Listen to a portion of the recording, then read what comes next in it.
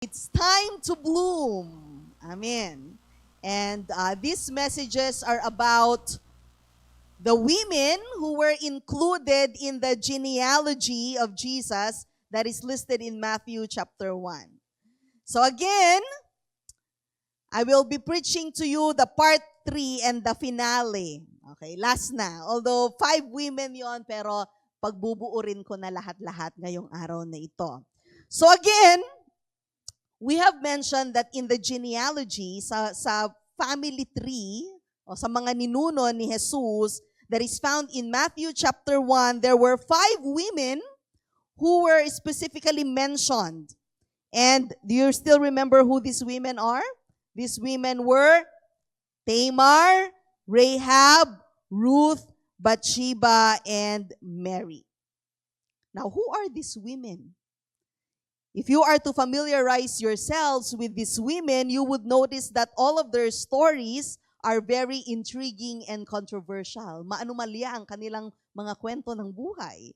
And you would wonder why these people, these women, would be included to become matriarchs in the lineage of our Lord Jesus Christ. Bakit naisama sila? Masasalimuot at madilim ang kwento ng kanilang mga buhay. But then we must understand, church, God has a purpose for everything. Amen? God has a purpose for everything. There are reasons why people experience controversies. There are reasons why God allows tragedies, brokenness to happen at some point of our lives. And one of these reasons is to highlight the fact that God is a God of hope, that our God is a God of second chances, that no matter how dark a person's past could be, God could transform it into a great and beautiful story. Amen. God has the power to change gloom into bloom. That no matter how gloomy, gaano kadilim your world would be, God has the power to change it from gloom to bloom. Palakpakan natin ang Panginoon. Hallelujah! And so, in my past 2 preachings, what we have started to do is to look at the stories of these 3 women and look at 3 particular things. No? How God works in our lives. And these things are the issues, their blooming process, and their source of empowerment. So like I said, we're already done with the first 2 women who were Tamar and Rahab. And just a quick review, here is what we have learned so far. So quick review lang tayo. I hope you can read it as far as where you are. But I just tried to make a table to give you an overview of what we have learned. So in my first sermon, we talked about Tamar. Her story is found in Genesis chapter 38. And what were the issues in the life of Tamar? Tamar was considered a jinx to her in-laws, malas. She was accused as the cause of the death of her first 2 husbands. She was considered unworthy, unwanted, and therefore she was rejected. Ayaw siya ng mga in-laws niya. Pinabalik siya doon sa tatay niya. She was cheated on. Pinangakuhan siya, but the promise was kept from her. And so, bumawi siya. She cheated back. She was accused of promiscuity and was condemned to die.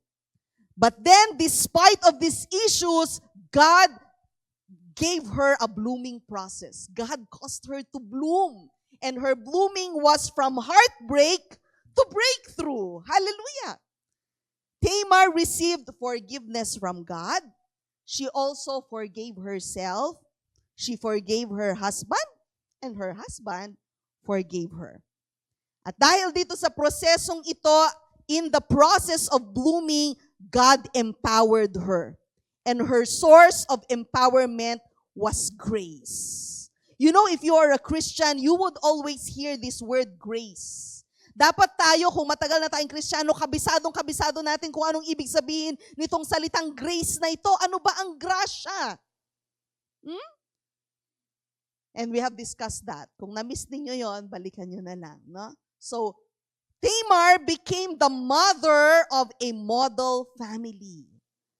That in the time of the Old Testament, especially in the time of Ruth, it has been a practice that her name is being announced and pronounced in weddings. No? Ina-announce doon. You can see that in Ruth 4:12, her name is being announced. And let thy house be like the house of Perez, whose Tamar bore unto Judah. So nakita niyo yung blooming process sa buhay ni Tamar. Amen. So that was the first woman. The second woman was Rahab. Who was Rahab? You can find her story in Joshua chapter 2. And so we have learned what were the issues in her life. She was a harlot, a prostitute. Even her own family has detached from her. Doon siya nakatira, ang pwesto niya doon sa may pader, sa may gate, outside the city. No? And so she was ostracized. She was excluded from society and even from her family. But God caused her to bloom. Amen? She bloomed from being a whore to becoming a worshiper. Praise the Lord. Hallelujah. So paano nangyari yon? Sa kwento ni Rahab, being an entertainer of men, she hears a lot of news and she learned about the conquest of Israel to her city. But then she listens to those stories and she believes. She believed that the God of Israel is the one true God. And because of this, she was concerned of her safety, that she will be saved, including the safety or the salvation of her family. Now, because of faith, that was her source of empowerment. Because of the faith of Rahab, that she will be saved if she would call on the name of the Lord elevated her as one of the only 2 women listed in the Hall of Faith or in the Heroes of Faith. The other woman was Sarah. And you can find that in Hebrews chapter 11:31. Rahab became a very good wife to Salmon and became the mother to Boaz. Sa susunod na woman, makikita natin yung relationship ni Rahab kay Boaz na anak niya and the next woman. Okay, so are you ready, church? Today, we are going to take a look at the lives of the 3 other women, pero mabilisan lang. And this, like I said, this is going to be the last sequel of this sermon series. So are you ready? Sit erect. Fasten your seatbelts. Don't go anywhere. Amen. Hallelujah. The third woman who was mentioned in the genealogy of Jesus was Ruth. And we can find it in Matthew 1 verse 5. Sabi doon, Boaz, the father of Obed, whose mother was Ruth. Okay? So, who was Ruth? Nako, Mark, nakalimutan kong sabihin sa'yo na may video. Did you see it? Yes. Ang galing ng media man natin. Okay. Ruth, as we know, is a special woman. Because her story is included as one of the books in the Bible. So ang kwento ni Ruth, matatagpuan sa buong libro ng Ruth. Huh? And so to give us a summary of the story, we will not be able to read the whole book, but let's watch a short video. Stories of the Bible. Ruth and Naomi.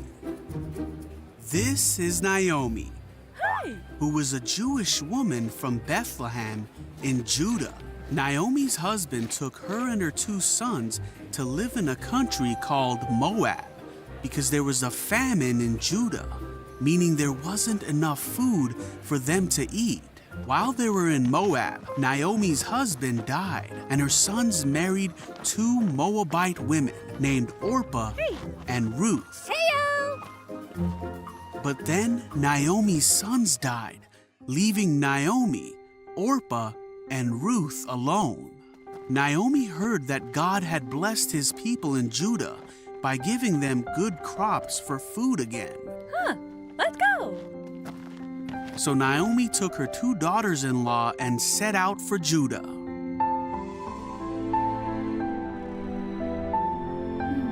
Wait. On the way, Naomi told her daughters-in-law to go back to their mothers' homes. They all cried, and then Ruth and Orpah told Naomi that they wanted to go with her to her people. But Naomi told them to go home and marry other men. They all cried again, and Orpah said goodbye. Ruth clung tightly to Naomi, though. Naomi told her that she should go like Orpah did. But Ruth said, "Don't ask me to leave you and turn back.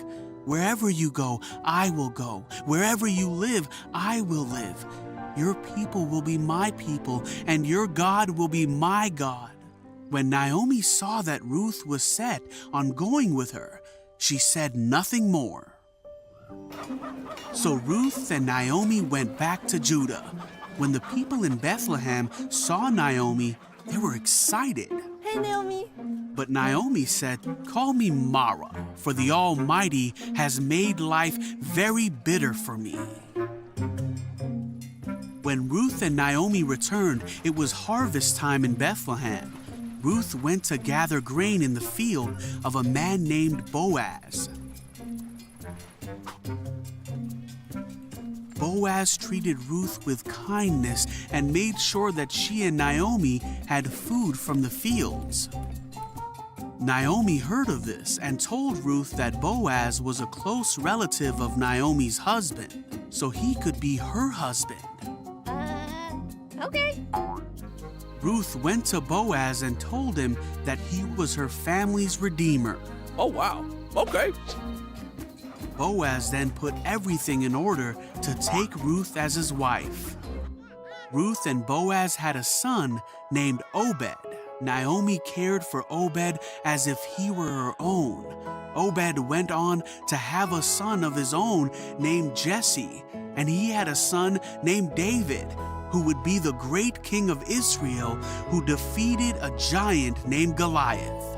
And many, many years later, Ruth and Boaz's descendants would include Jesus, Heyo! the Savior of the world. And praise the Lord. Hallelujah. Now let's take a look closer at the life of Ruth.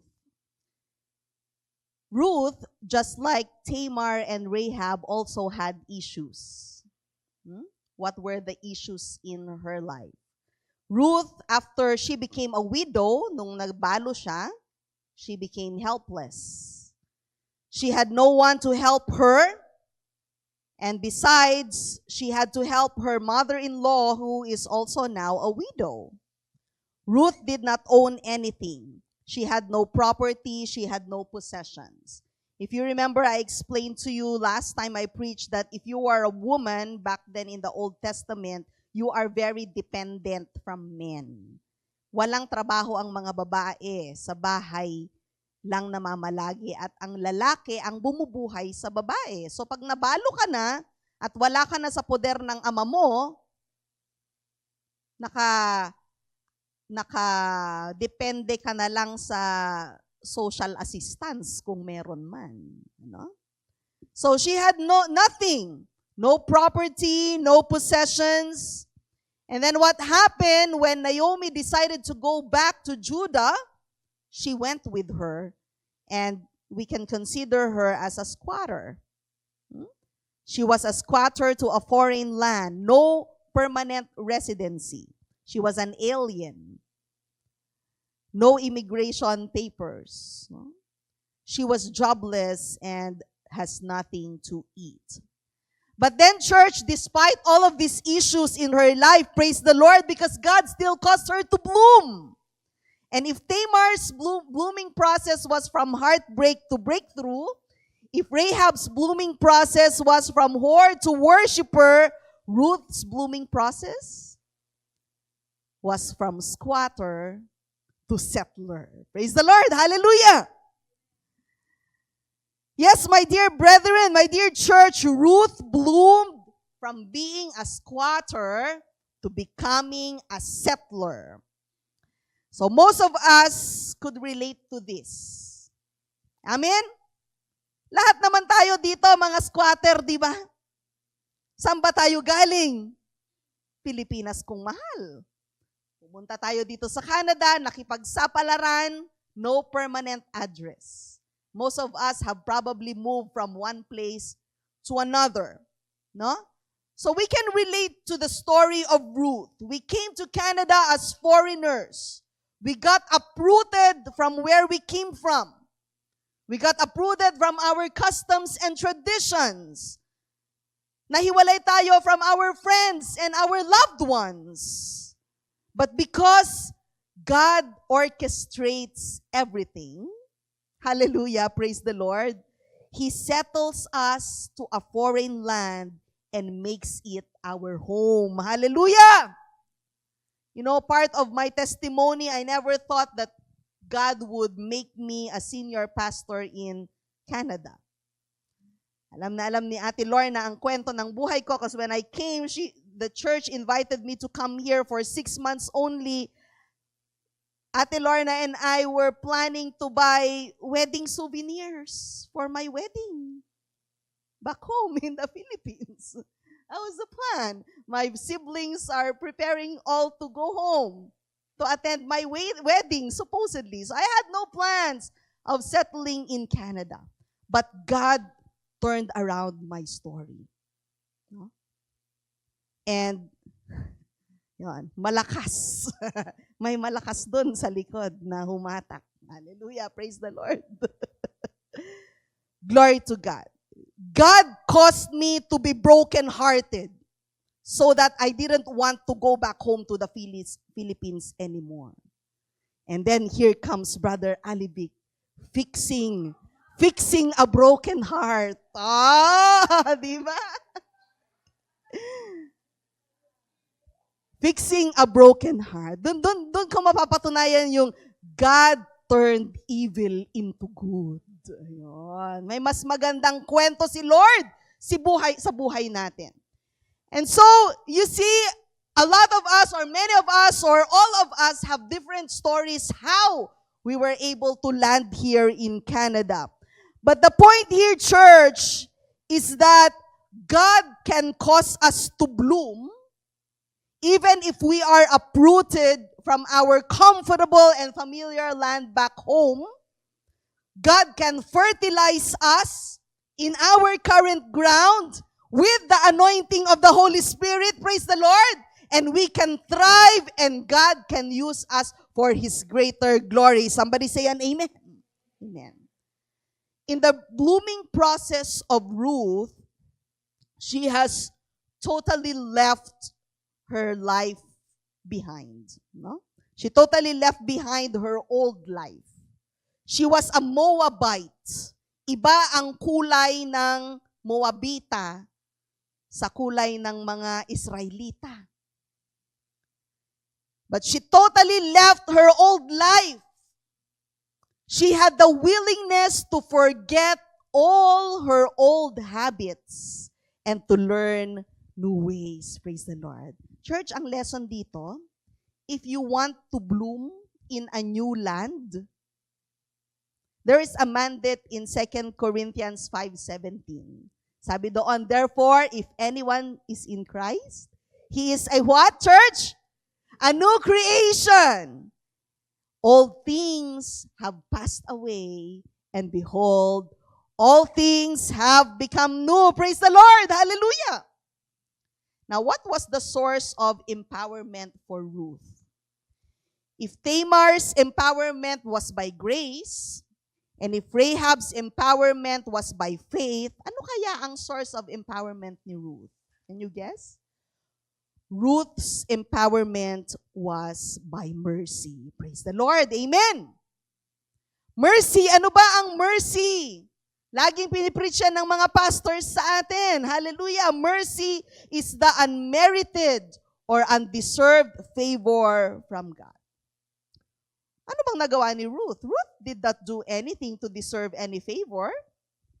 But then, Ruth received mercy from her kinsman redeemer, Boaz. Ano nga yung kinsman redeemer? kung sino yung pinakamalapit na kamag-anak, siya ang aako sa balo. Remember what happened to Tamar? When her husband, who was the eldest, died, who was the kinsman redeemer? The second son, yung kapatid. E nung namatay yung kapatid ulit, sinong susunod na kinsman redeemer? Yung pangatlong kapatid. No? So ganun sa Israelite, kung nabalo ang isang babae, yung pinakamalapit na kamag-anak, ang aakong asawa doon sa nabalo. Yun ang ibig sabihin ng kinsman redeemer. You understand the culture?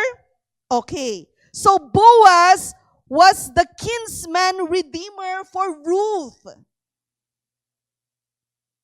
And Boaz, as we have seen previously kay Rahab, ano yung relationship? Kaninong anak si Boaz?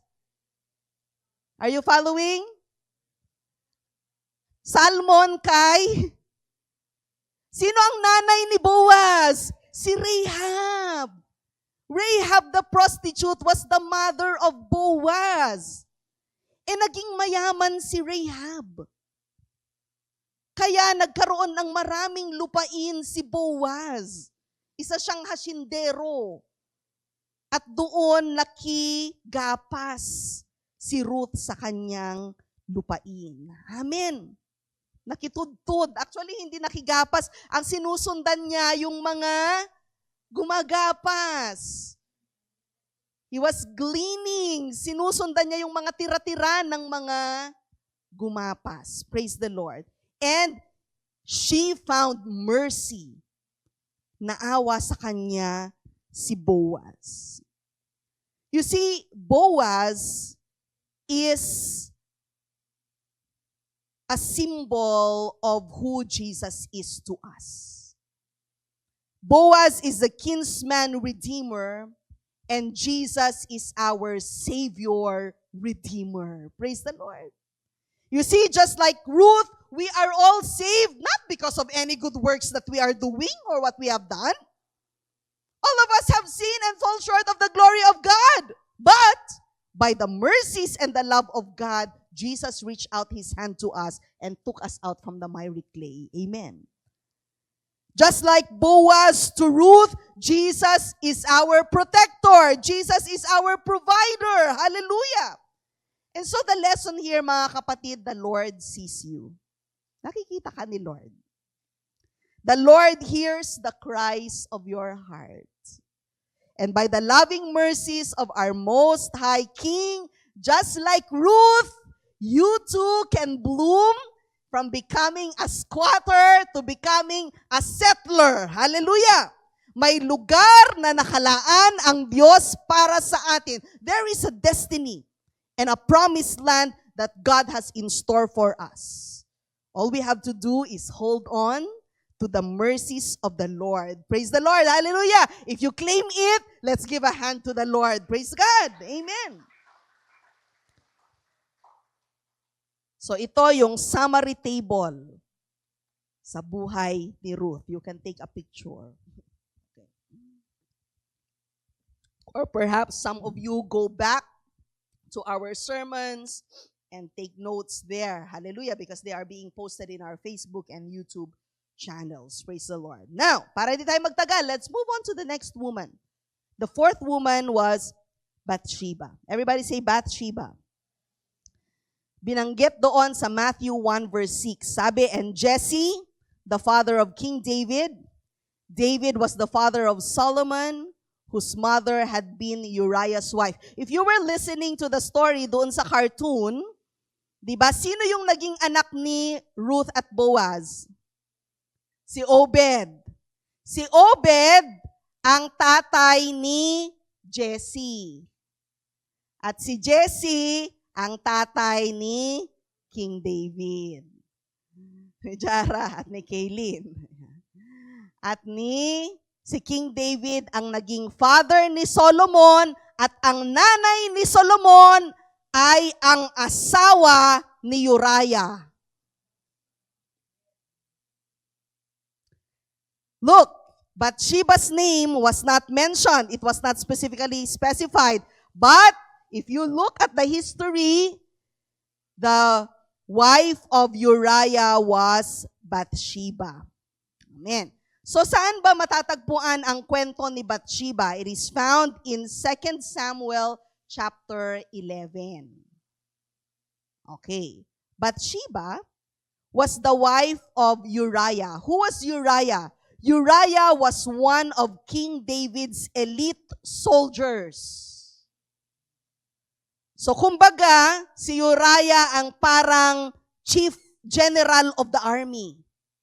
O, chief of police.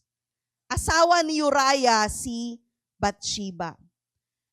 But when King David saw Bathsheba taking a bath, na Bathshi, no? He was bewildered and wanted her very much. Na-obsess si King David sa kagandahan ni Bathsheba. And so what did King David do? Because he was powerful, he made arrangements for the death of Uriah. Why? So that he could take Bathsheba to be his wife. Nakita ninyo? Di ba, lagi nating pinupuri si David. Pero may mga kahinaan din si King David, and this was one of his most popular weaknesses. Huh? Mapurok din pala si King David. Meron din siyang kapurukan.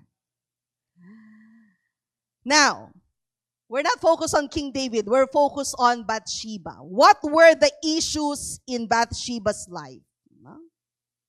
Obviously, she was helpless. Ano ba naman ang laban ng isang babae sa hari? Hindi pwedeng mabali ang utos ng hari. So she was helpless. She was raped and abused by King David himself. Imagine her husband was killed. Nilagay doon as frontliner. Sino ba naman ang hindi mamamatay kung siya ang unang maaatake sa gera? No? Her husband was killed, and so she became a widow. She was taken by David as a wife. So napakasakit ng kanyang pinagdaanan. Dahil ba maganda siya? Ganun-ganun na lang. So that was her issue in her life. But, church, despite Bathsheba's agony in her wilderness, God still empowered and made her to bloom. Praise the Lord! And so, i-review natin. Kung si Tamar, ang blooming process niya was from breakthrough to, tulungan niyo ako, from heartbreak to breakthrough. Rahab's blooming process was from whore to worshiper. Ruth's blooming process was from, kakasabi ko lang, squatter to settler. Bathsheba's blooming process, from victim to victor. Praise the Lord! Hallelujah! Diba rape victim siya? Amen! So praise the Lord, from being a victim, God turned her into a victorious woman. Praise the Lord. Makikita natin mamaya kung paano siya naging victorious. But here's the point, mga kapatid. Some of us probably think that we are victims of many reasons. Many women, probably you think you are victim of inequality, unfair naman sa trabaho, or victim of domestic violence or work violence. I don't know about your stories, but alam nyo, sa mga ibang mga lahi, I think for the black community, napaka pagbabae ka, ang sexual slavery, no, rape is very rampant. A lot of women have that common experience. Huh? Even in India? Yes. India. Wow. According to Pastor Camilo, the most dangerous place for a woman to live is India. According to United Nations, no, you're subject to rape and sexual assault. No? Or, I don't know, perhaps some of you are victims of torture, you have your own stories, but church, ang encouragement sa atin ngayon is that from being a victim, He can make us to bloom into a victor. Praise the Lord. Hallelujah. Hindi lahat ng biktima ay hindi nagtatagumpay. Maraming mga nabibiktima, naluloko, nai-scam, ang later on nagtatagumpay. If you believe and claim, say amen. Amen. Praise the Lord. Actually, si Bathsheba, hindi siya basta-bastang babae. She came from a noble family. She was not an ordinary peasant girl. She was in fact the granddaughter of Ahithophel. At isong si Ahithophel ay chief advisor ni David. So she was supposed to be a woman of high class. But then kahit na trinato siyang napakababa ni David, even though David treated her as a helpless victim, she rose from the ashes. Praise the Lord. Hallelujah. You see, in the blooming process of Bathsheba, she had her times of waiting. But in her waiting, she did not give up. Hindi siya nag-break down. She did not resort to breaking down. Bathsheba focused on the promises of God in her life. And so, as Bathsheba faced all her struggles, nag-mature siya. And she became assertive. Alam niyo yung salitang assertive? Naging palaban si Bathsheba. Sino dito ang mga assertive? Hindi pwedeng tatahi-tahimik lang. She rose up for her rights. And later on, because she became assertive, what happened? Her son Solomon was made to be the next king. Hindi lang naman si Bathsheba ang asawa ni David. At hindi lang si Solomon ang anak ni David. Pero sino ang sumunod na naging hari? Yung anak ni Bathsheba. Because she became assertive. You see, church, her blooming process. Now, this was their source of empowerment. If Tamar was empowered by grace, and if Rahab was empowered by faith, if Ruth was empowered by mercy, Bathsheba was empowered by hope. Everybody say hope. Amen. What is hope? Pag may pag-asa ka, if you are hoping, you have a confident expectation and desire for something good that will happen in the future. Sino dito ang mga matataas pa ang pag-asa? Meron ba dito nawawalan na ng pag-asa? Wala ka nang, pag ikaw ay wala nang kalutay-lutay, gumising sa umaga, ayaw mo nang maligo, feeling mo wala nang magkakagusto sa'yo, nawawalan ka na ng pag-asa. No! There's always hope! Something good is going to happen. Something good is in store. That is hope. Hallelujah! At yan ang nagpalakas sa loob ni Bathsheba. Punong-puno siya ng pag-asa. Yes, biktima ako ng rape.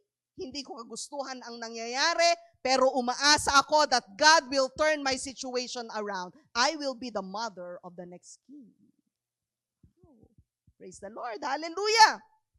By hope, Bathsheba looked towards the future. She did not settle in her present pain. Itong sakit ko ngayon, itong nararamdaman ko ngayon na makirot sa puso, I will not settle for this. Something good is going to happen for me tomorrow. She had her pains of losing her husband. Nabalo siya. Mahal na mahal siya ni Uriah. At mahal na mahal niya ang asawa niyang si Uriah. Pinapatay ng hari. Pero hindi siya nanaig doon sa sakit na yon na ginawa ng hari na nang rape sa kanya. She had the pains of being a victim of abuse and rape. But if you will take a look at her story, no, hindi lang yung asawa niya ang namatay yung unang anak nila ni David namatay din. So nasubukan din niyang magkaroon ng anak na namatay. Mas masakit yun, mga asawa, yung mamatay ang anak kaysa sa inyo. Hindi ko pa na-experience, pero yun ang according sa aking naririnig-rinig. Mas masakit yung mamatayan ng anak kaysa mamatayan ng asawa. So it's double pain. But then she held on to her hope. And when she held on to her hope, ano ba yon? They that hope in the Lord, they that wait on the Lord, what will happen? Will renew their strength. They will soar on wings like eagles. They will run and not be weary. They will walk and not faint. If you put your hope in the Lord, brothers and sisters, you will have your strength that you've never had before. God will raise you up in the ashes. Amen. Palakpakan natin ng Panginoon. Umasa tayo sa Panginoon. Yan ang kalakasan natin. Why so downcast? Bakit lagi na lang malungkot ang mukha mo? Manalamin ka, sabihin mo sa sarili mo sa salamin, why so downcast? Oh my soul, put your hope in God. Kaya bawal ang nakasimangot dito. Dahil lahat tayo umaasa sa Panginoon. Praise the Lord! Now, what happened to Bathsheba? Alam niyo yung Proverbs 31? Sino ang familiar sa inyo sa Proverbs 31? Proverbs 31 talks about the noble woman. Ano ang karakteristik ng isang babaeng noble? Katangian ng isang babae. Women, if you want to know what our character should be, read Proverbs 31. Men, if you are looking for a future wife, the criteria is Proverbs 31. Bahala na kayong magbasa yan pag uwi nyo. It is believed that the woman who was described in Proverbs 31, ang sumulat ng Proverbs si King Lemuel, but that is an alias of Solomon. Okay. So it was believed that when Solomon was writing the characteristics of a noble woman, he was describing his mother, Bathsheba.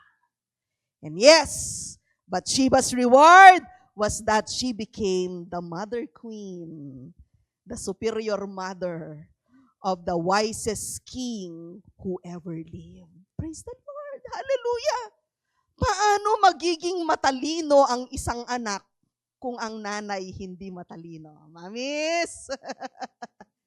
Di ba? Matalino ang anak, mana kay mami. Praise the Lord. Hallelujah. Sige, Father's Day sa Sunday, bawi kayo. By the way, just plugging, our preacher next Sunday for Father's Day is going to be our brand new pastor, Pastor Paul. Yay! Praise God. Patalastas lang yan. Okay, now focus back to the message. Church, ang mensahe sa araw na ito, God did not design us to become victims. Amen? Walang biktima dito. God will not allow us to be losers. Instead, God is molding us and fashioning each one of us to become victors in Christ. Amen. And so anong gagawin natin? Let us all arise. Mighty men and women of God. Princes and princesses of the Most High King. The Lord is with us. Kakampi natin ang Diyos. He hears us. He sees us. And just like Bathsheba, tayo din, we can bloom from being a victim to becoming a victor if you would place your hope in the Lord. Palakpakan natin ang Panginoon, mga kapatid. Praise God. And so that is the summary table for Bathsheba. Amen? The fifth and the last woman. Wow, ang bilis, no? Last na. Hindi mahaba ang sermon, sabi ko sa inyo.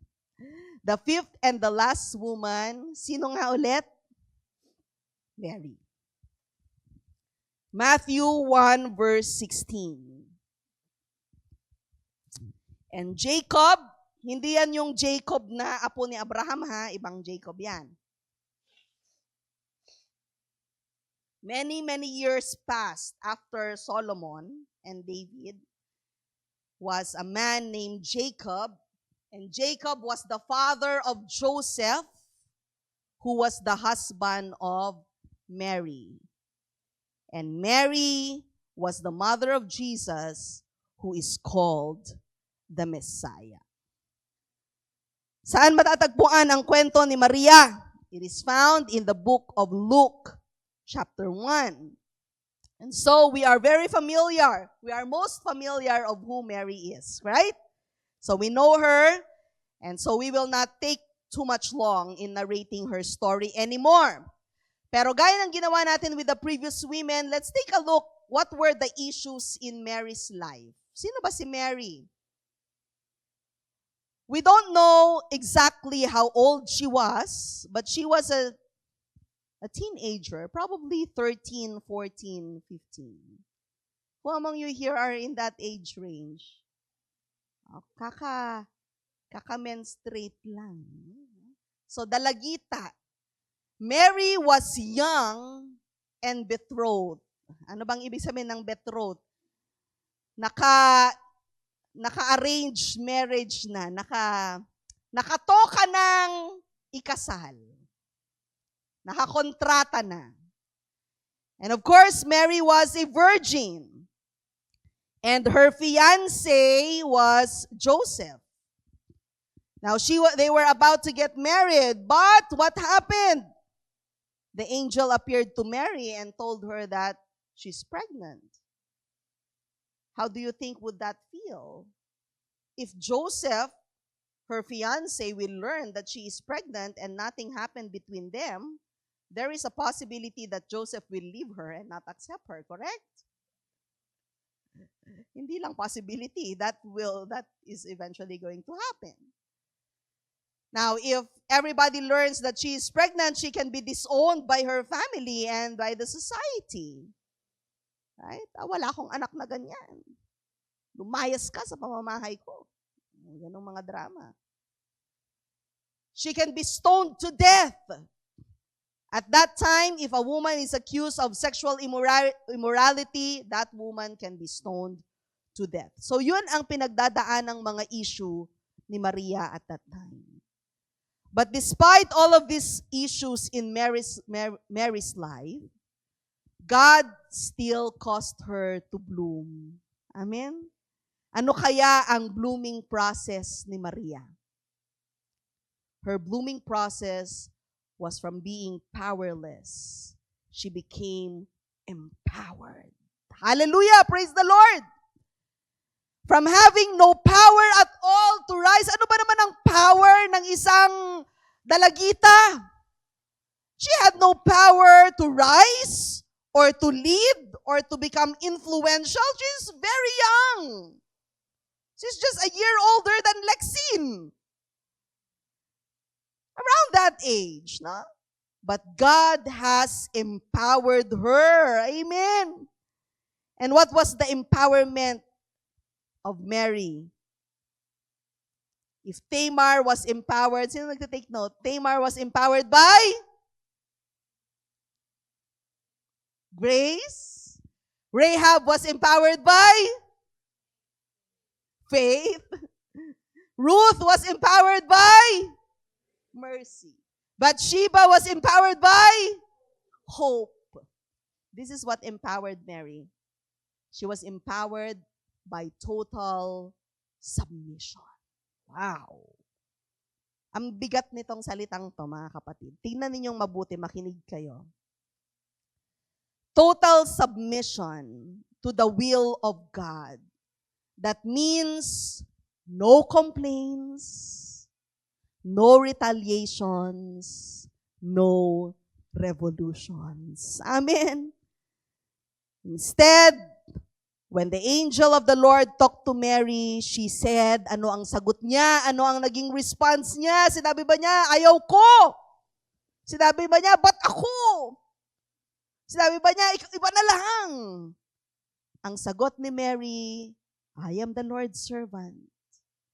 May your word to me be fulfilled. Ako ang alipin ng Panginoon. Nawa ang salita mo, kausap niya yung anghel, nawa ang salita mo sa akin, patungkol sa akin, ay maisakatuparan. Hallelujah! You see, mga kapatid, empowerment from God, if you want to be empowered by God, you need to have a total submission to His will in your life. Matuto tayo sa Panginoong Jesus na ang sagot natin, not my will, Lord, but your will be done. It's against my will, but I will, Lord. Kasi ang mga nagdi-disobey, kinakain ng malaking isda. Diba? Kilala niyo yan. It's Jonah. God told Jonah to go to Nineveh. Nag-detour siya, ibang lugar. Kinain ng isda. You see, total submission will empower us. Matuto tayong sabihin sa Panginoon, Lord, I am yours. I belong to you.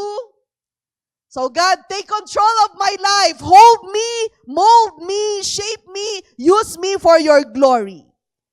And God is ready to pour out His power on you. Hallelujah. You see, hindi naman madamot ang Diyos sa power.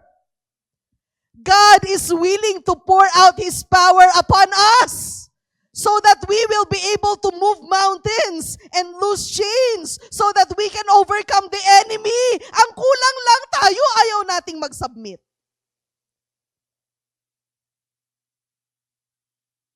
But if we totally submit to the will of God in our lives, He will empower us. So we must not resist. Wag nating kontrahin. Wag nating pigilan where God is leading us. Do not debate or question because God knows what is best for you. Hallelujah. Praise the Lord. Glory to God. Na-bless ako doon, Pastor JM. Sagot ni Pastor JM, ina-assign ko siyang mag-preach sa 22. Nung una, marami siyang rason. Later on, sabi niya, 22, Bishop, nung in-specify ko na yung date. Sige, Bishop. And then I was blessed when he answered to me, my blessing sa obedience, Bishop. Amen. You see, it's not my call. When I assign someone to preach or to teach or to lead something, it's the call of God. And if we totally submit to His call in our lives, He will empower us. Ano ba? Bakit ba kailangan natin ng power? Kasi kung wala tayong power, maggagapi tayo ng kaaway. We will not be able to overcome the world. We will not be able to overcome the prince of this world. That's why we need power. And when the power of the Holy Ghost is upon you, then you will have the courage, you will have the strength, you will have the boldness to face any giant in your life. And you will be able to have that power to say, ikaw, sige, may ganting problema ka nga. Ang laki mo nga. Pero mas malaki ang Diyos ko na tatapak sa'yo. Amen. Palakpakan natin ang Panginoon. Hallelujah. And you know what, church? Because of Mary's total submission, despite sa kabila ng lahat ng mga issues that she had to go through, the Lord made her to bloom very beautifully. Sino ba si Maria noon magpahanggang ngayon? How is she being described? Luke 1:42. Pag sinasabi ninyo ito, nire-recite ninyo ito pag nagro-rosary kayo nung araw, no? Blessed art thou among women, and blessed is the fruit of thy womb. Wow! Si Maria, ang pinaka-bless sa lahat ng mga babae. Sa tanang history, bakit? She was blessed because she carried the Messiah in her womb. What an honor. Amen. Hallelujah. Praise the Lord.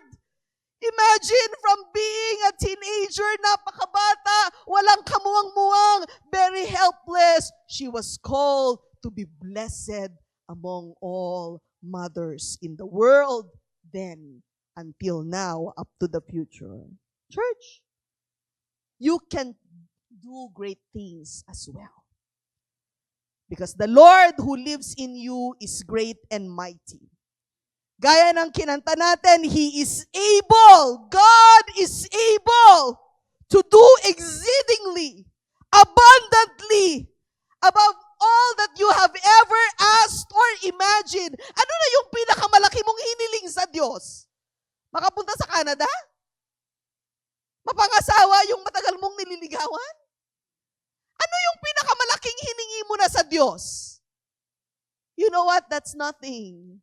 God can do more, exceedingly, abundantly, hindi mo pa na-imagine, hindi mo pa hinihingi. God is able to do that. Palakpakan natin ang Panginoon, mga kapatid. Hallelujah, praise the Lord. So kung hinihingi mo sa Panginoon papel na magstay dito sa Canada, papel lang yan. Do not limit the power of God in your life. But the key to being empowered is total submission to God. Can we say amen? Hallelujah. You see, some might think, wala na. Matanda na ako. Retired na ako na dyan. Others might think that they are already too old. Or some of you might think that you are too young. But friends, these are not disqualifications to God. Amen? Whoever God chooses, He sends. And whoever He sends, as long as he is obedient to God, He empowers. He will use you for His greater glory. Amen. Praise the Lord. Hallelujah. Tayo ba ay may natututunan sa araw na ito? Praise the Lord. In summary, with the life testimony of these 5 women, wow! Ang kukulay ng mga kwento ng mga buhay nila. Pero naisama sila sa linya ng mga naging ninuno ng ating Panginoong Jesus.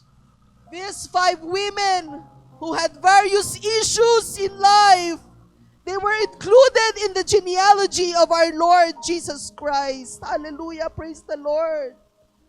Just like them, you also can bloom, mga kapatid. Just like Tamar, you also can bloom from heartbreak to breakthrough. Huwag tayong mag-dwell kapag tayo ay heartbroken. Yes, masakit. Marami tayong mga causes ng being heartbroken. It could be relationships. Pwedeng nalugi. Pwedeng namatayan. But God will give you the breakthrough. God will break that wall. Makakalampas ka din. Makakarating ka din. All you need is the grace from God. The grace of the Lord is abundant and free for all. And His grace is enough for me. Amen. Just like Rahab, gaano man kadumi ang naging past natin. Feeling natin, ang buhay natin parang basura. Or parang basahan. But the Lord can turn us. Amen. Rahab from whore became a worshiper of the Lord through her faith. Amen. Increase your faith, mga kapatid. Manampalataya tayo na may gagawin ang Diyos sa buhay natin. God is able. He is still the miracle-working, powerful God. Just hold on to your faith. And just like Ruth, you too can bloom from being a squatter to becoming a settler. Amen. Hallelujah. May oras din tayo, mga kapatid. Siguro sa ngayon, malabo pa ang papel mo dito sa Canada. You don't know what's gonna happen to you. But God has a destiny for you, mga kapatid. He doesn't want you to be just wandering around. But even so, kung hindi ka man niya pag-stayin sa isang lugar, kasi naman aliens lang tayo ng mundong ito. Our citizenship is not on this earth, but our citizenship is in heaven. Can I hear an amen? Amen. Praise the Lord.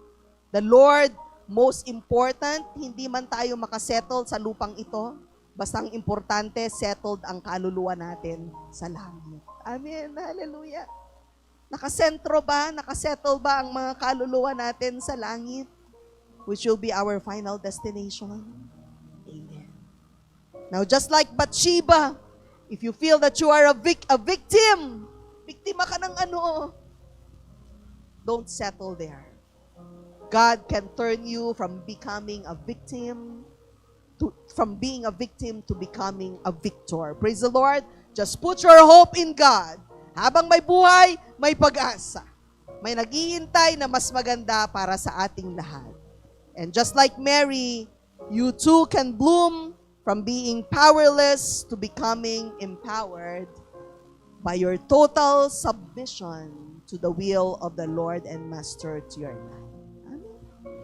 Mga kapatid, sa ating pagtatapos, may the word of the Lord for you today prick the innermost being of your hearts. Amen. Ang mensahe ng Panginoon, habang tayo nakayuko, nakapikit ang ating mga mata, ang mensahe ng Panginoon sa araw na ito, in your wilderness, you too can bloom. You also can flourish. You can thrive. God has a great plan and purpose for you. Huwag mong limitahin ang kayang gawin ng Diyos sa buhay mo. Do not discount what God has in store for you because nothing that you can see today surpasses what God has prepared for you. No eye has seen, no ear has heard, no human mind has known what God has prepared for those who love